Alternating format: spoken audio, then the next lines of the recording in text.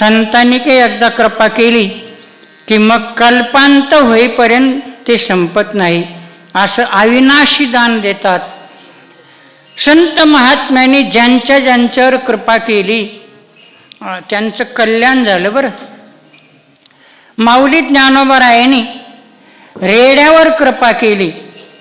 होता तुमची कृपा पशु बोले वेद, निर्जीव चाले भिंत महिमागाध. माऊली ज्ञानोबारायांनी पशुवर कृपा केली, म्हणजे रेड्यामुखी वेद बोलविला, गर्वद्विजांचा हरविला, शांतिरूपे प्रगटला ज्ञानोबा माझा.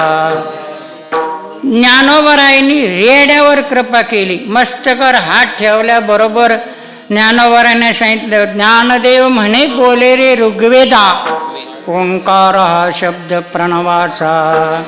आणि रेडा वेद बोलू लागला. अशी रेड्याची महती. आज रेड्याची यात्रा भरती. आड्याला रेड्याचं मंदिर आहे.